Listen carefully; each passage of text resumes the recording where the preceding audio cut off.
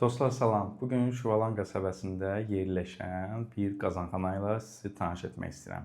Amma öncə ümumi obyekt haqqında danışmaq istəyirəm. Bu istirahət üçün nəzərdə tutulmuş bir tikilidir və sahəsi 350 kvadrat metrdən bir balaca yuxarıdır.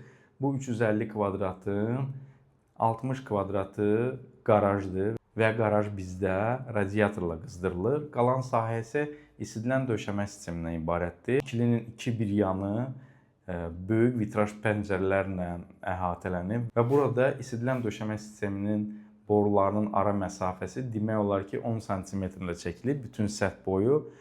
Bu layihəmizi Instagram izləyiciləri bilir, görüb və burada biz nə etmişik?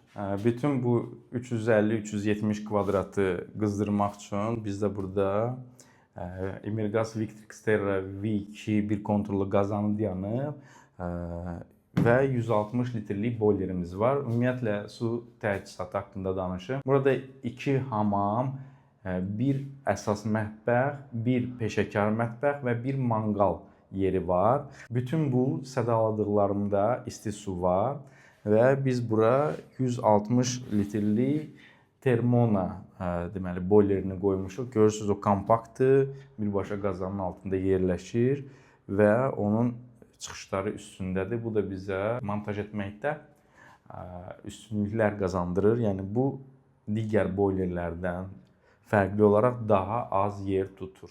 Qazanxana tikilinin tam içindədir. Ona görə də burada təhlükəsizlik təmin etmək üçün bizdə burada dəm qazı deməli sensorumuz var və qaz sensorumuz var. Bu artıq hubdur.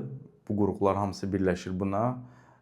Bu hub vasitəsilə sistem mobil telefona çıxa bilər. Mobil telefondan biz idarə edə bilirik.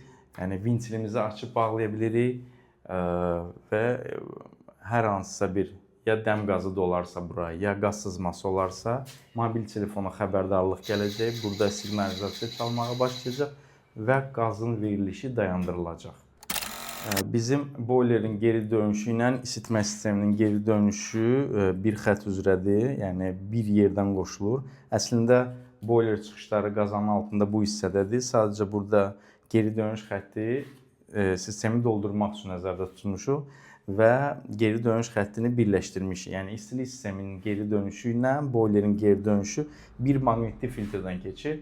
Təbii ki, maqnitli filtr bahadır və 2 maqnitli filtr qoymamaq üçün bir maqnitli filtrdən keçir və bu sistemlər bildiyiniz kimi növbəli şəkildə işləyir. Boiler prioriteti var burada. Əsas məsələ isti sudur. Boiler qazan ilk işə düşdüyündə boileri qızdırır, sonra keçir isitmə sistemini və hər dəfə temperatur azalanda boilerdə qazan isitmə sistemini söndürür və boiler işə salır. Və ona görə də növbəli şəkildə bu iki sistem maqnitli filtrdən keçir. Maqnitli filtrdə qoymaqda məqsədimiz odur ki, qazanı qoruyaq, qazanın içindəki nasosu qoruyaq və boilerin serpantini bildiyiniz kimi poladdandır. Oradan xeyli sayda polad qırıntıları gəlir. Maqnitli filtr onları saxlayır. Qeyd etmək istəyirəm ki, sistemimiz binadan çıxana qədər tamamilə oksigen bariyerlidir. Həm isitmə, həm də isti-soyuq su təchizatı. Hamısı PEX-Alpex borularla işlənib. İsti-soyuq su təchizatında təbii ki, oksigen bariyeri qəti önəm daşımır. Amma bizim isitmə sistemimiz hər yerdə oksigen bariyerlidir.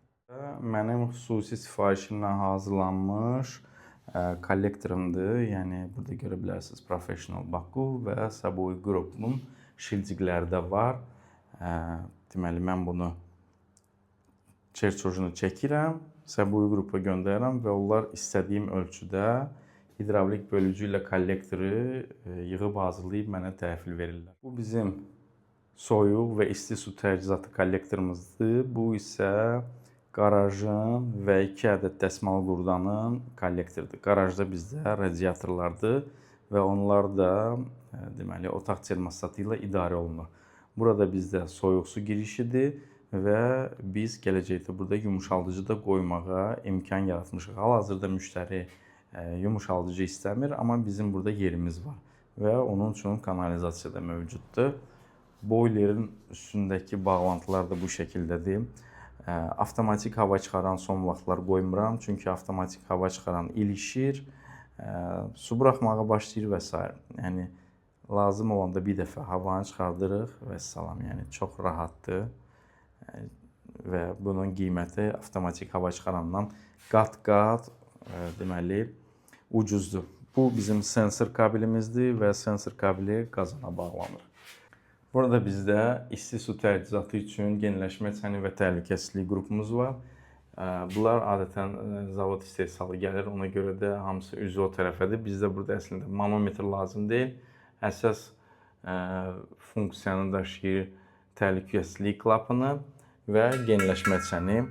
Həmçinin isitmə sistemi üçün də ayrıca biz bura genləşmə çəni qoymuşuq. Sistem böyükdür, ona görə də əlavə olaraq genləşmə çəni qoymuşuq. Onun üstündə də artıq konsolun üstündə gələn standart qurğular var. Bizim resirkulyasiya kollektorumuzdur termostatla və burada da bizim səbət tipli sifonumuz var. Heç vaxt kondensat borusunu birbaşa boruya salmaq olmaz. Yəni o sərbəst olmalıdır. Kanalizasiya tutularsa və kondensatın axmağı yeri olmazsa, kondensat boru ilə qalxıb qazana daxil olacaq və qazanı sıradan çıxardacaq.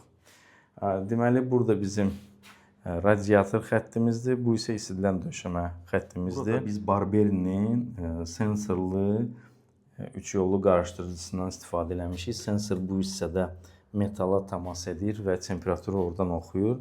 2 ədəd nasosumuz var və termometrlərimiz. Yəni bu isidilən döşəmədir, bu radiatordur.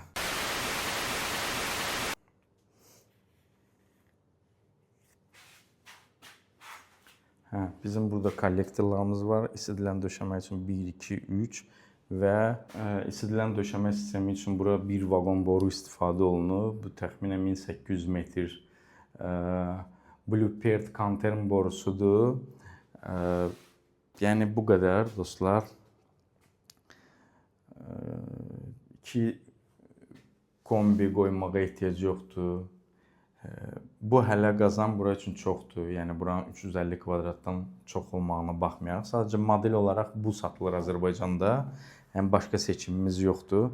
Ona görə də bunu alıb qoymuşuq. Yəni bu qədər. Rəylərinizi gözləyirəm. Özünüzə yaxşı baxın. Yoxdur qoy qalıb.